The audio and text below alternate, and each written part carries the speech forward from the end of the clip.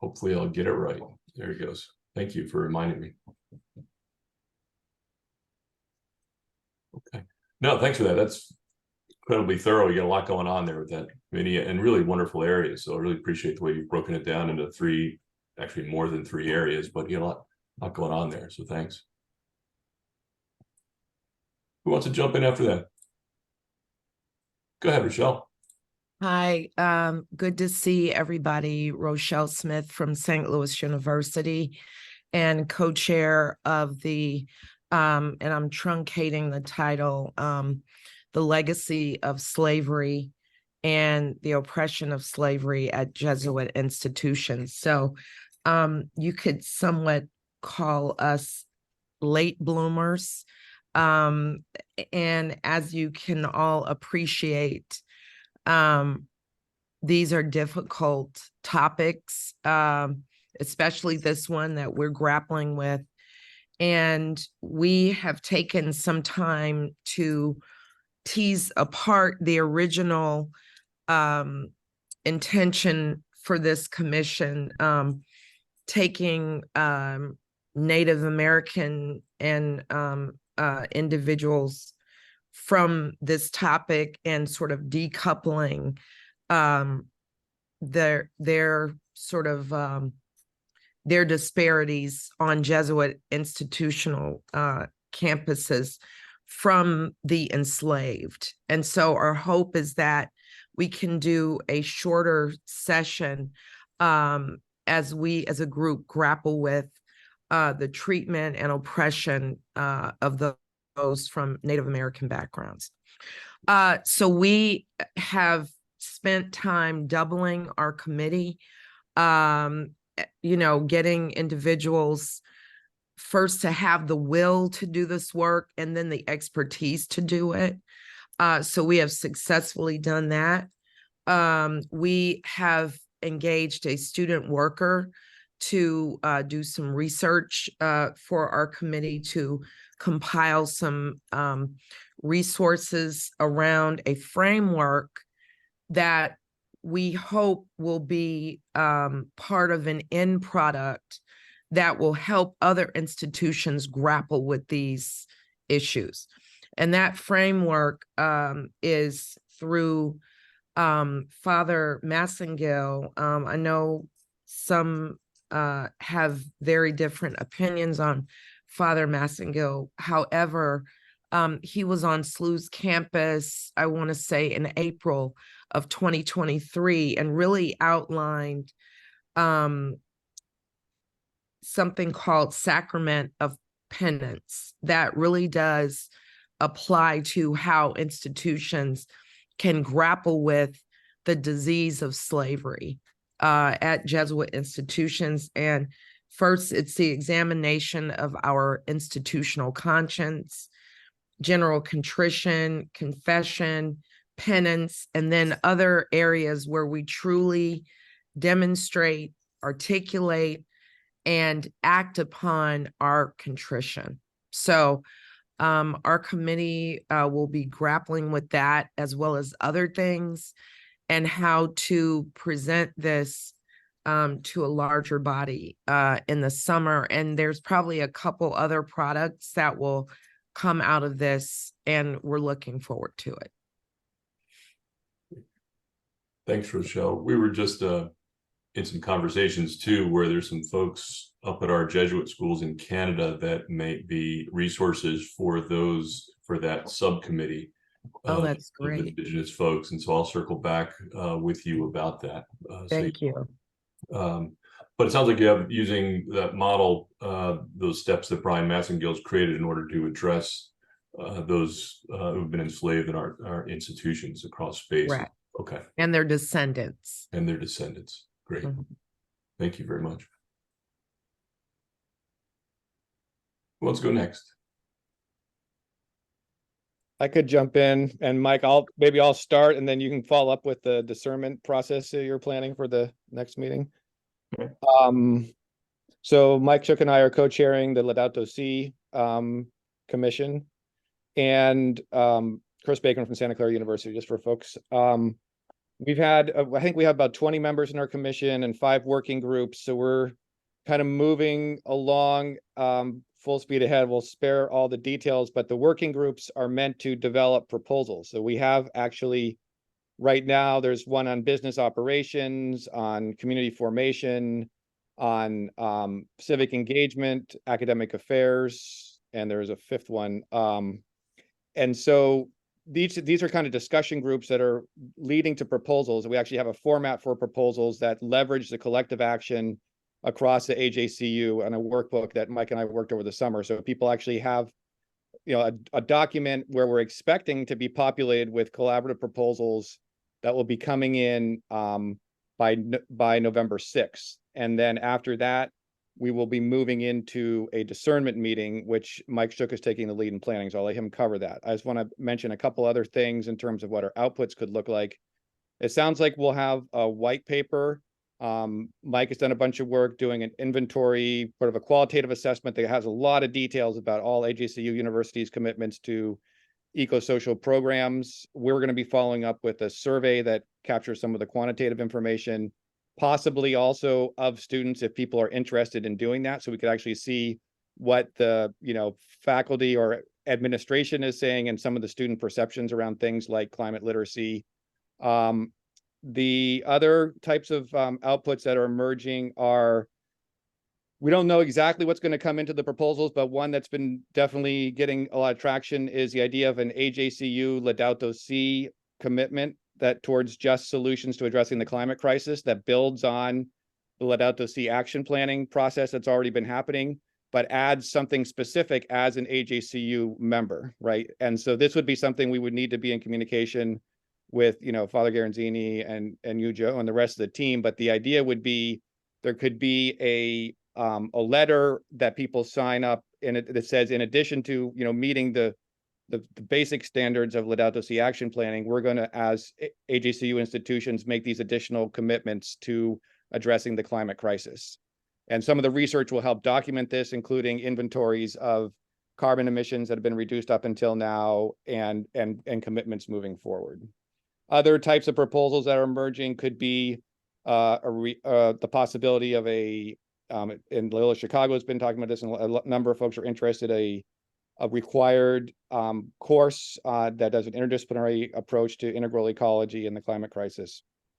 There's a couple workshop proposals that are emerging from it's been great having faculty and staff on these and administration. So the sustainability coordinators are doing outstanding work at a lot of these institutions. And so they have great tangible ideas, including in wanting, and this is a request to specifically encourage chief financial officers or VPs for administration and to be invited to this space as well. And they would like to organize a workshop with them about the challenges and opportunities for advancing sustainability commitments on their campus, right? And the idea is that sometimes this is an obstacle, sometimes they're also allies. So let's open up the conversation and see what strategies can emerge there. Last thing, so there will be a couple of workshops as outputs in addition to the white paper, and perhaps some pilot projects that are still emerging, like a co-taught class or something like that across the institutions. Before I kick it back to Mike, just one quick thing is, and may have already been sent an email, but in a number of our sort of full commission, you know, subcommission meetings, folks wanted to know a couple things. They want to know, as soon as there's more format information where people can propose workshops and lengths of workshops, they would like to know that. They are also asking, you know, the degree as possible, and we know it's a ton of work in planning, that the principles of community and local economies can be lived out in the conference planning itself, right? In terms of the food being sourced and all the rest of those, that kind of, we could have an offline conversation about that too. And so I think people are really excited about the next steps. Mike? Yes, our commission process has enabled us to identify on each of the AJCU campuses kind of the point person to interact with on environmental sustainability matters. So that's been helpful to be able to identify a key person at each institution. And then in the process of doing the thorough inventory that we have now, one of the fruits of that has been more universities joining the Pope Francis's 7-year journey. There's a lot of impressive work going on in AJCU universities on their 7-year journey and their Laudato Si plan. But right now we've got 25 Jesuit universities that are committed to the journey, and that includes Berkeley, the School of the Jesuit School of Theology at Santa Clara, and then that leaves only 4 Jesuit universities in the U.S. that is not committed. So that's been an improvement. As far as our discernment process goes, we're hiring we've commissioned a neutral third party, so to speak, to help us with the group discernment, doing it in a Jesuit manner of group discernment. So everybody gets these proposals on the 6th that have been produced. Everyone is expected to at least read through all the proposals and write out a little bit on which proposals they feel has energy. So when we meet at our discernment, the first thing we'll do is to have people speak out on their reaction to the proposals. There'll be time out then for space to reflect personally and then come back. And, you know, that group discernment process of trying to find out at the end where the energy lies in the several proposals that we'll have. Or maybe not sufficient energy, and we need to kind of continue exploring proposals. So we're going to let the Spirit kind of help us on November 15th and see where that takes us. We have a lot of confidence in the Spirit. It's great. It's fantastic. Thank you both. And it's nice to see us using our tradition to help us along in the work that we're doing, right? So really well. I really appreciate that. And someone put in the chat, so you know, the call for proposals is up. We've recently updated the web page on AJCU. And so there's all sorts of information up there, everything except registration and housing schedule, those type of things. But the big pieces are up there. You can take a look at that in a little bit. Joe, I know we had thought we might want to extend that based on some other stuff. Can I say that to this group that we likely are doing that? Yeah, I think we need to do that because we don't have the registration quite figured out, so we'll extend the call for proposal deadlines. Currently it says November 1st, but we'll boot it down the road a little bit, and I'll work with Erica and Mike to figure out another date, and we'll post that so you know. Thanks for that, Erica. Jennifer, you want to go? Yes. So Mary Beth and I are working with a group of faculty, mission and ministry folks, and student affairs professionals on supporting student spiritual growth and mental health. We just met the hour before this meeting, so it's very fresh. And our strategy is, first of all, to begin with an invitational approach, and we told you about this earlier. Mary Beth will speak to it more.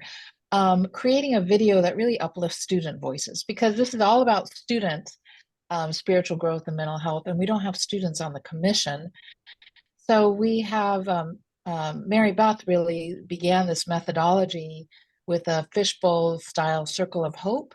And we actually got to run 3 circles at Holy Cross in July, and they were filmed by a professional group of filmmakers at LMU. So we're going to create a video that will uplift student voices, talking about what gives them hope, what diminishes their hope, and how can we at our Jesuit institutions accompany them towards a hope-filled future. And so that will kind of highlight and invite people into the conversation. And then we've had 3 groups do presentations, and we've had a presentation every month. The first was student affairs professionals looking at the literature and coming up with a few recommendations and briefing the rest of us from that perspective. What can they offer? We had the group of faculty do that today from the research, looking at both undergrads and graduate students. And next month, we'll have our mission and ministry folks look at what we're really seeing is what can the Ignatian tradition and our Jesuit institutions, the way that we, our missions, what can we contribute to addressing these issues in a holistic and comprehensive way that goes from the individual to institutional levels, interpersonal, community, and how can the Ignatian, the resources of our tradition help us with this. Our end product will be the video, and it looks like we're moving towards a paper. One question we had for this group is, I know it looks like we're going to end up with some kind of paper as well, but we were thinking about a website where we could talk about or provide recommendations, resources, and exemplars.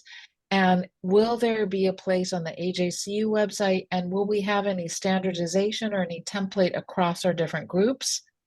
So that would be a question I would leave for the group. And Mary Beth, you want to talk about the filming?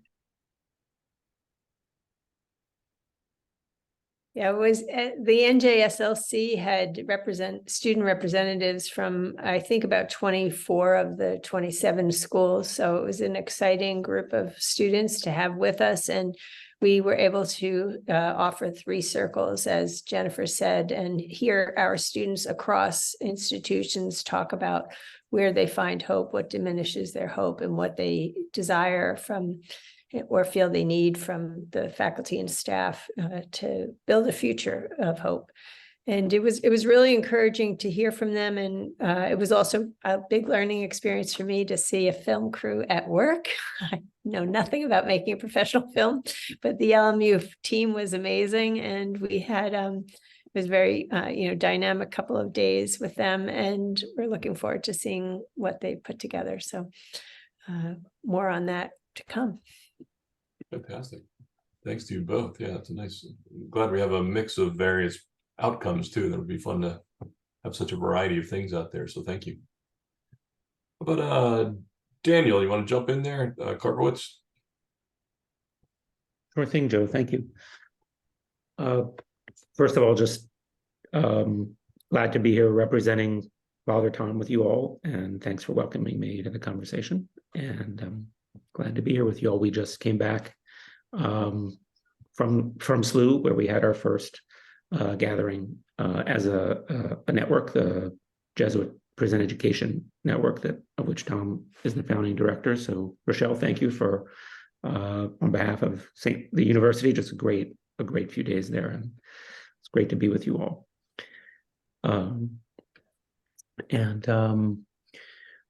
So I'll just report out, I think, on our 2 major activities, as I understand them. Just to be clear, who am I?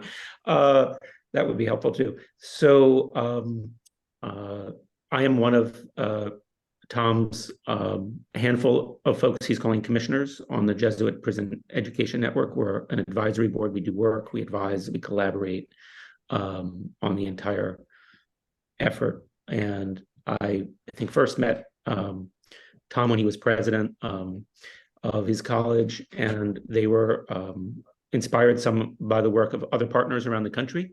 I was based at that time at Bard College and the Bard Prison Initiative, but working nationally with a number of colleges and universities to start campuses inside correctional facilities and to integrate them with the life of their campus, with public sector, private, partnerships with state agencies who run these systems, and other colleges and universities, philanthropy, and so on.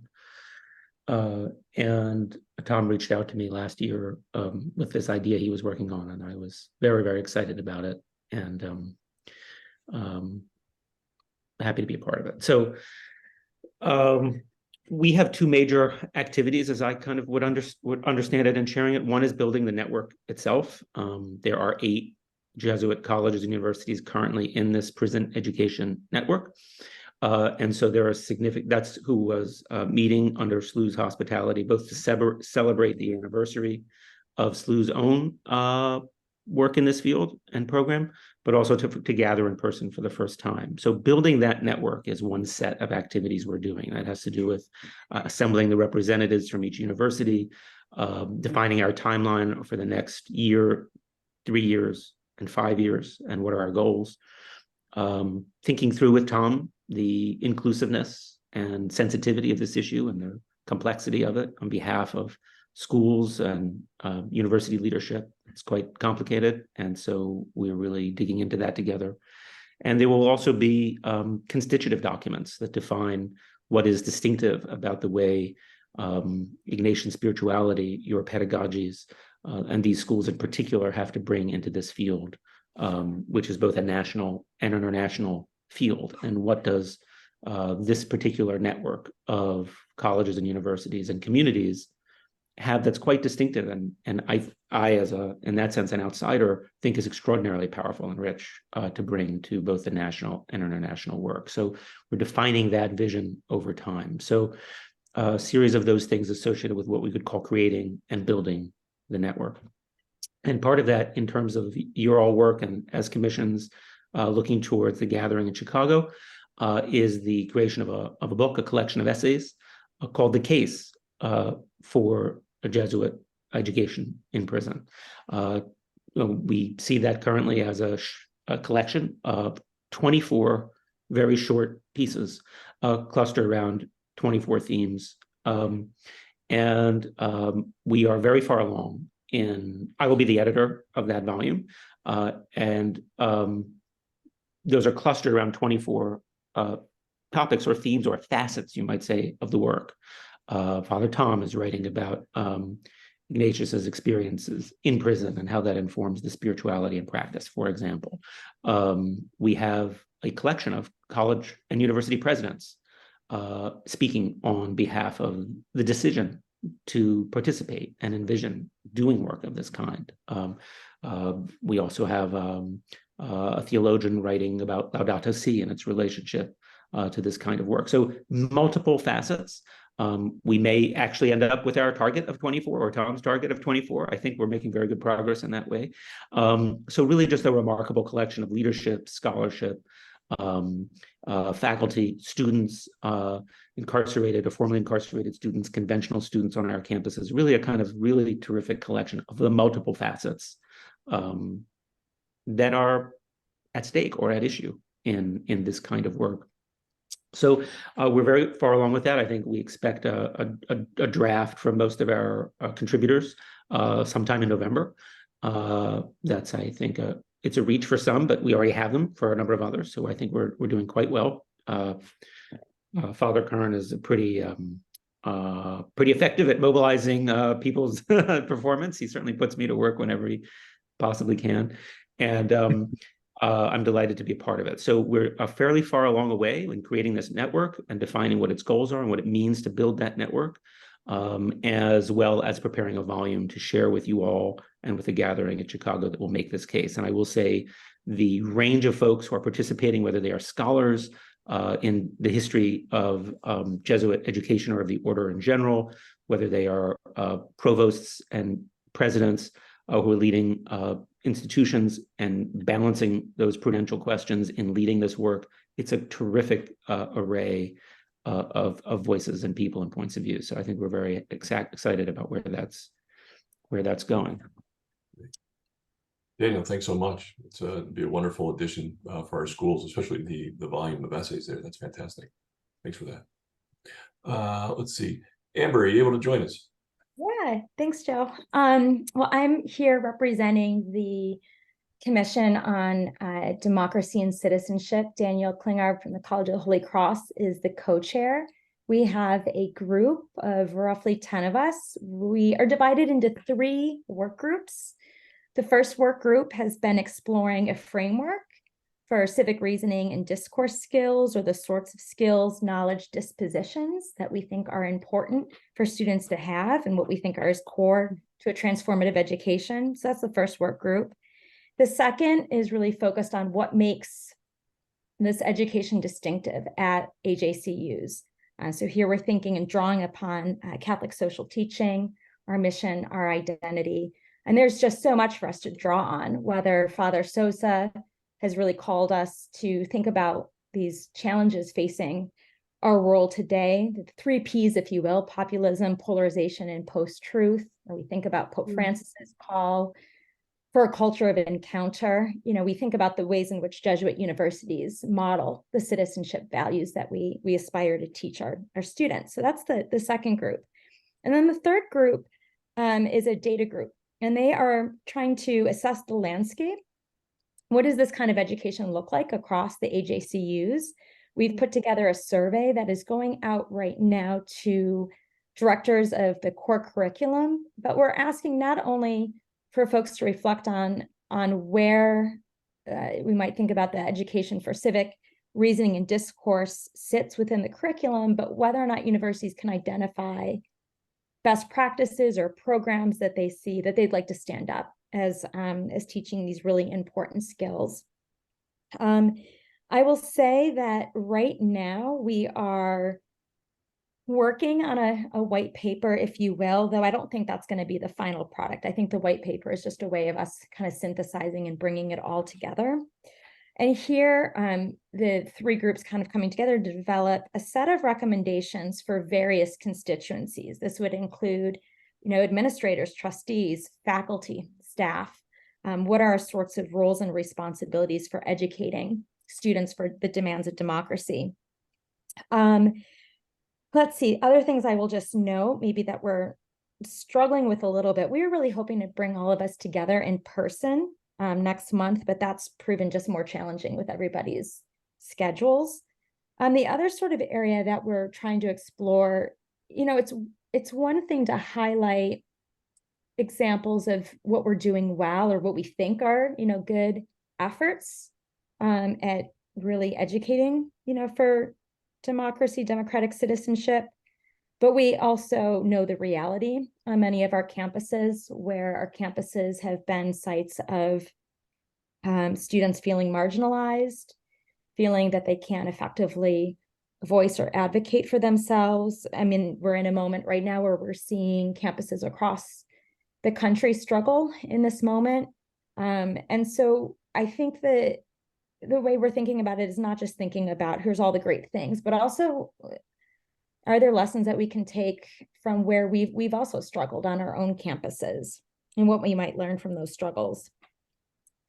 Daniel and I have been talking with Conversations on Jesuit Higher Education about if we're thinking about a white paper, what are ways to kind of just bring it to life a bit more? We too are talking about having a website, doing maybe podcasts, interviews, where we might have modules that we could put on a website, other materials that we can share. The fear is obviously a paper gets written and then it's just put aside and doesn't really get engaged. So we're really trying to think about ways that we can bring this work to life and make it relevant for different constituencies at our respective institutions. I think that's all I've got from our group. Thanks. Fantastic. Thanks, Amber.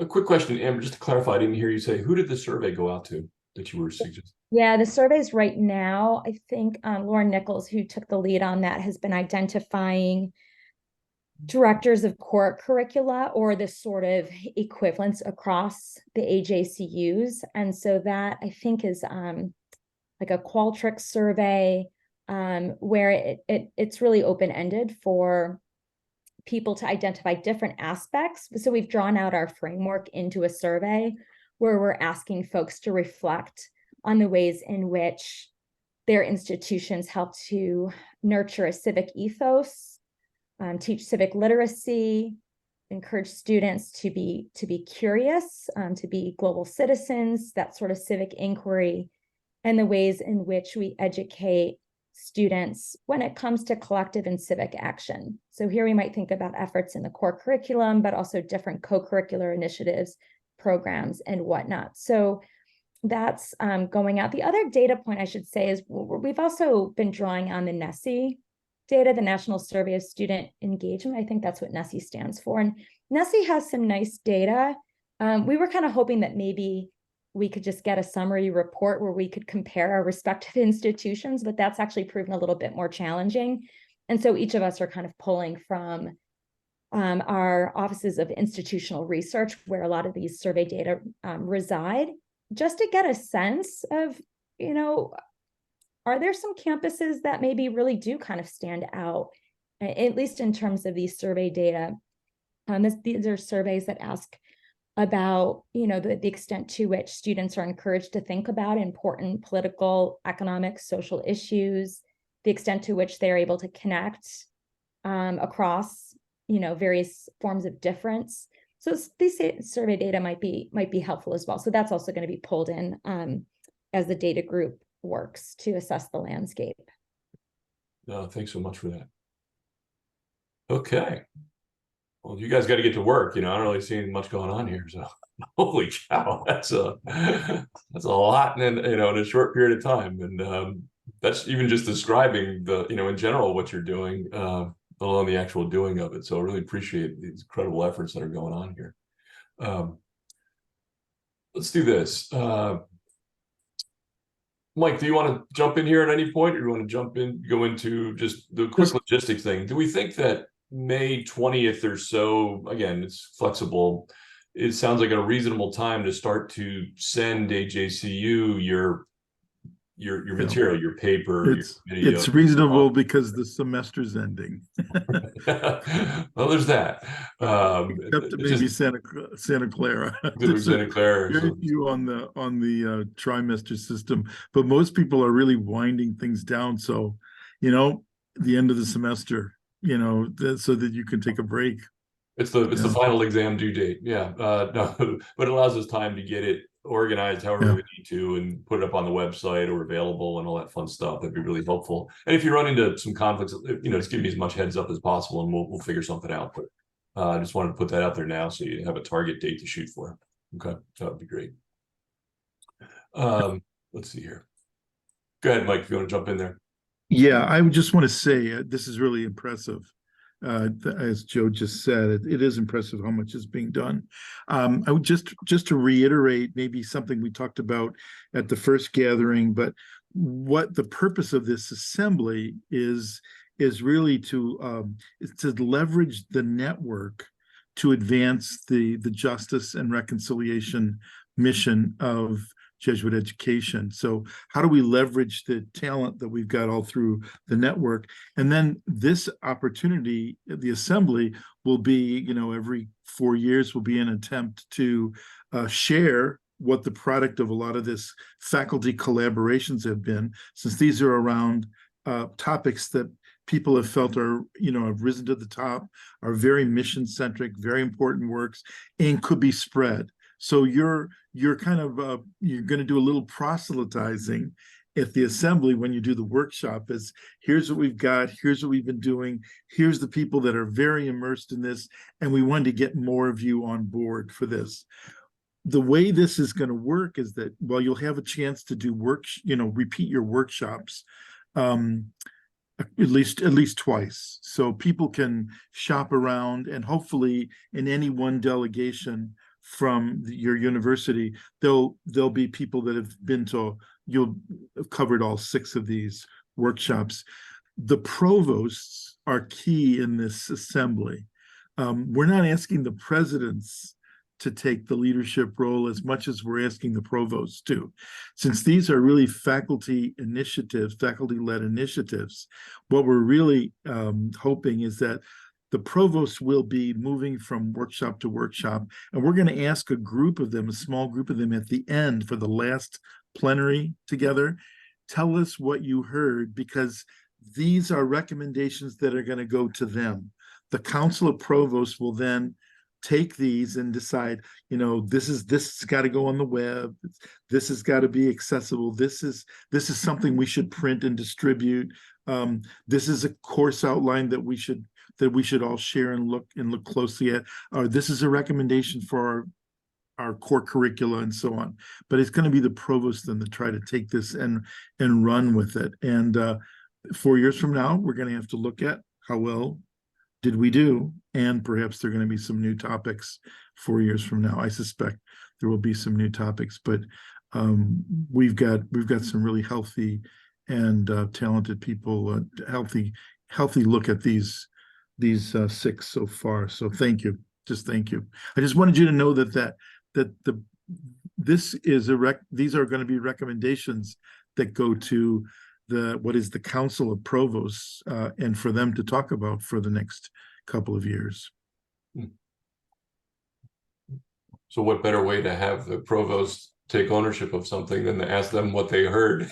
That's right. That's right. So, that's quite strategic as usual, Mike. So I really appreciate that. And Mike, as the provost rep, we did talk about this at our last meeting last week. So, but you've given me a little bit more intel, so that's very helpful. Thank you. Yeah, thanks. That's great. The mission officers will also be getting an update at their meeting in November, and Michelle and Stephanie will be there to provide that, so that again we're getting these out. I realized when we put up the new webpage, the one group I didn't send that to was you good folks, so I apologize for that. But on that webpage, when you get a chance to look at it, in addition to the call for proposals, there's some history behind this conference now assembly. The commission teams are listed. The description of the commission charters are up there. The call for proposals, descriptions, and things like that. So we're putting more and more information up there, and it's getting a little more cleaned up. So hopefully pretty soon we'll have most of our ducks in a row there. Ed, you were gonna jump in there? You're on mute again there, buddy.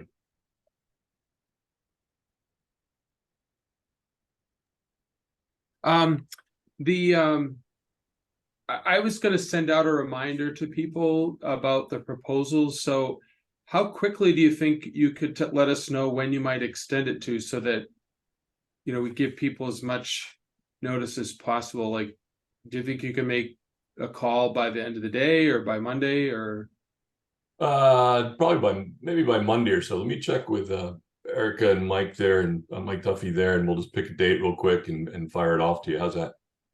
Sounds good. We'll do it by Monday. Monday? Yeah. Are you thinking like the middle of the month, like a week or two? I was thinking the 15th at least, maybe. Okay. I think the 17th is a Friday, so, but whatever, yeah, whatever it is, it'd be gratefully received, and we can try to prompt some more interest. Great. And then another question is, do you have a sense of expected delegation size? We do, and we just proposed this. The presidents just met, as you know, and we just proposed a breakdown of those, of how many. There's kind of 4 tiers, and it's like 4, 6, 8, and 10 roughly, and so we have that out there, and we're starting to get a little bit of feedback. What I think I'm going to do once we get the registration up is send you a survey and say, we're thinking you send 6 people. Is that sound about accurate, or are you going to send less or more? And that'll give us that flexibility to move folks around and say, we really have an extra 3, 4 people. Can we send them? And we can say yes or no, that type of thing. So we can fall within our numbers of, I think 400's our cutoff date type thing. So that's what we got right now. I'm trying to remember who else I sent. I don't know if I've sent that delegation list recommendation out yet, but it was in the president certainly saw that. And we can start to share that with mission officers and provosts, just so they're aware of the general numbers of groups, and then they can give me feedback of, that's way too many, too few, or we just can't send that many. What are we going to do? Okay. Are you recommending to them that members of the commissions that are at their campuses be supported to go? Yeah, what it said in the description is presidents, mission officers, commission team members, and those whose call for proposals got accepted within the group, and then whoever else you want to choose to send type thing. Yeah. So some fill up pretty quickly, as you might imagine. Yeah. So great. Other questions at this point? Let's see here. Mike, do you want to talk a little bit about the some of the folks we've invited, or at least some of the ones we've confirmed? Yeah. What I have, we have a Jesuit whose family was slaughtered in the Rwanda genocide, and who became a Christian and became a Jesuit actually after that. He teaches about peace and reconciliation in Africa. So we've invited Father Weneze to come and to talk about his personal journey towards forgiveness. So a journey towards reconciling with the folks who murdered his family. So the theme that I'm kind of weaving through this is what we owe, which comes out of the Ignatian approach to start with from the position of gratitude. If we look at what we have in our hands, which is these institutions and the students and the faculty that comprise these institutions, then we begin with gratitude. And then the next question is, then what do I owe? because of this gratitude. So what do we owe ourselves? What do we owe our God? What do we owe our country? We've invited Ron Daniels to talk about what we owe democracy. What do we owe our faculty? What do we owe our students? What do we owe what do we owe one another in the academy? And what do we owe our church? The last plenary will be a theologian. She's teaches at Villanova. She's supposed to be pretty bright and pretty interesting speaker. And she's going to be in dialogue with a faculty member there at Loyola on stage. Moreland, her last name is Moreland, Anna Moreland. Anyway, so the theme running through all these is sort of what do we owe? What do we owe the descendants of slavery? You know, what do we owe our indigenous brothers and sisters from the way they've been treated? And I think that's and we're hoping that theme through this and will also be picked up in the morning prayer sessions. Reflection and prayer sessions would also kind of inspire us to kind of think of all these things together. So what do we owe our creation? What do we owe our world and creation? So every one of your programs really fits neatly into this. It's another way of looking at the UAPs. So what we owe to our marginalized brothers and sisters, what do we owe to those who have been forgotten or displaced or mistreated in the past? So I hope that helps you see how this is coming together and how you kind of all fit as an important part of this puzzle. I'm especially interested in, Rochelle, I'm especially interested in how do we broaden the concern when for the descendants of slavery and the descendants of the indigenous peoples of the land. How do we broaden that so that people won't say, or institution think won't say, well, we were not part of that. That's easy to do for some folks, is to say that, well, this doesn't involve us. And I'm hopeful that you all can convince everyone you need to be important in an important way, committed to this issue that we've been studying. So Absolutely. So that's where I'm coming from for this assembly, and I think it's going to come together really nicely. Like, I really like that. That's a great way to teach justice in terms of what we owe to whom and why. And yeah.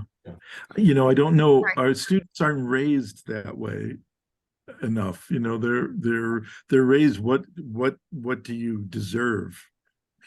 So this is turning that around a little bit. So if this is going to be like an overall theme, are we seeing it as in conjunction with creation of a hope-filled future? I can see how they go together, or do we want to kind of replace all that dialogue before it gets started? Well, I'm going to ask, I think we're going to title these, go ahead, replace it, go ahead, amalgamate it. Okay. I've told each of them, the plenary people, this is kind of what you're addressing. We've asked you because you're going to particularly hit on this particular theme, and it's going to run through the morning prayer sessions as well. Yeah, so I think the title is probably fine, Erica. It just, the way they address the question bleeds right into that, because that is how we create a hope-filled future, by recognizing, hey, let's not forget the gratitude part, or else we're just it's messy, right? And then to move into how do we respond to those things would be a great way to do it. Other comments, questions? Good. Thanks. Okay. Looks good. What was I going to tell you real quick here? So we have some plenary speakers. We have the call for proposals for workshops and roundtables and lightning rounds and poster sessions will be in there also.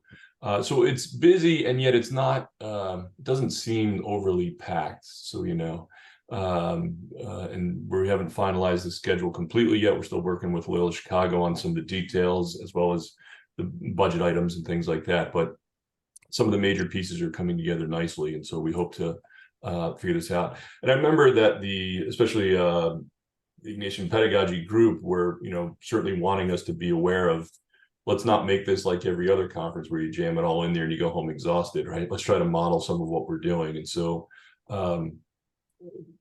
from the very opening, having someone like Father Winenza set the tone of reconciliation is a very different tone than just say an intellectual engagement of works of justice, for example. Then with the various prayer to begin the day or meditations in the morning and ending with a closing liturgy, which hopefully Cardinal Supich will be able to join us for. That's what we're hoping for and waiting to hear for a confirmation there. We'll have some of those pieces, as well as to give the commissions time to give your talk presentation and then to circle back to be able to go into perhaps more depth, so that you're not you know, the traditional talk for 55 minutes and take 2 Q&A questions and you're done type thing. So we're trying to find a better balance there in the course of the schedule, and to give people flexibility to move around, to go to 2, 3, or 4 of these, depending on how the schedule works out, and then have colleagues fill in the other ones. Not everybody will be able to go to every commission, but you could go to several of them, and then you can just tag team with a fellow member. And same thing with the workshops. There'll be too many workshops or roundtables to cover, but you can divide and you know, then reconnect with one another afterward. Okay. So a few moving pieces there, but it's shaping up nicely, and I know we're about at 2 o'clock here, so I'm really grateful for your time.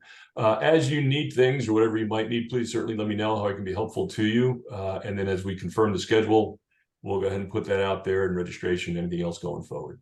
Okay. And we'll send something by Monday about the extension. Perfect. Great, thank you. Thanks so much. Thank you all. Thank you. Take care.